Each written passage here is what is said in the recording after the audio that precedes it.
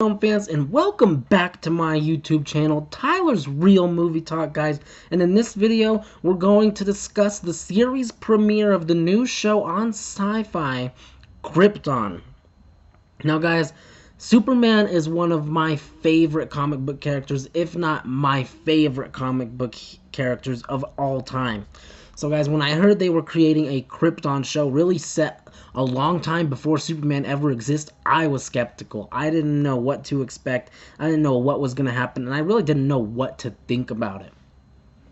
But for those of you that read the comics, you know that Krypton is actually a very interesting place. I mean, it actually really is. The technological aspect of the evolution aspect of it is very intriguing to me as a viewer. So, I mean, I never doubted that there was a lot that they could do with the show. I was just skeptical about a show about Superman without Superman. Kind of like Gotham without Batman in it, but it's about Batman. You know what I mean?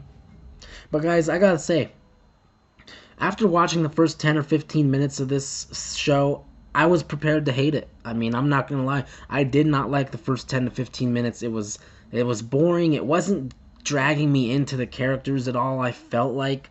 But guys, I gotta say, then there was an arrival of Adam Strange, a guy from the future who comes back in time to inform Seg-El that basically, you know, Superman, his grandson, is the greatest hero the world's ever known in the future, but that all is about to be taken away because there's an entity named Brainiac from the future that's coming back, and he's going to try to destroy Krypton. He's like this collector of worlds, and he's going to try to destroy Krypton to prevent Superman from ever existing. And guys, after Adam Strange showed up in the show and basically explained that to our main character, Seg, the show really picked up for me. It got more intense, and it really just got better and better and better and just kept gaining momentum, and it became a little unpredictable for me.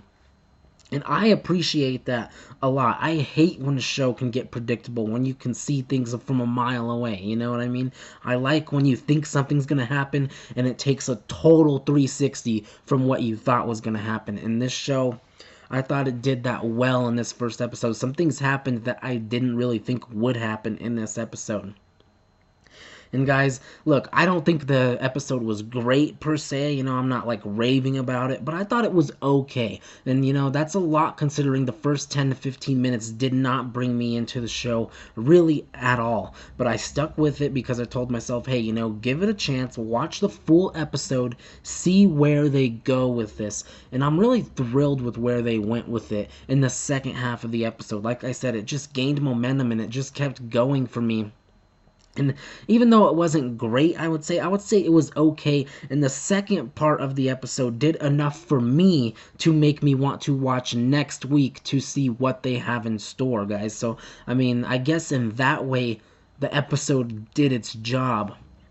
And guys, one thing I really liked about the episode is really just the information Adam Strange gives Seg-El about not only Superman, but about Brainiac. And I really like that we saw Brainiac's ship going to different worlds, and then at the very end, you see a little clip of Brainiac, which I think he looks amazing for it being a television series, you know what I mean?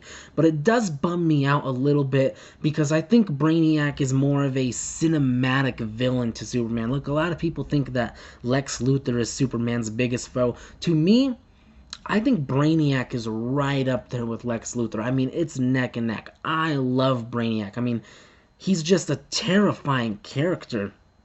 And he's really someone that can match the power of Superman, which Lex Luthor really can't unless you add in the fact that he gets that big suit to go toe-to-toe with Superman.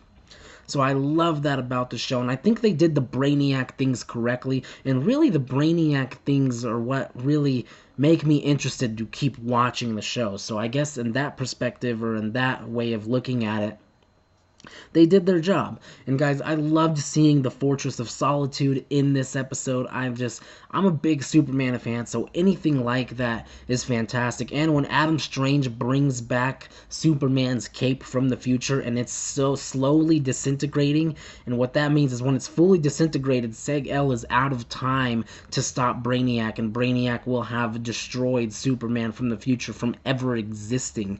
So guys, I liked that aspect of it, and I just liked that they showed the Superman cape, and I liked that Superman had a presence, really, in the first episode, guys. I liked that about it. But guys, overall, I would say it was okay. It did just enough to get me to watch next week to see where they're going and to see if I like it even more next week, guys.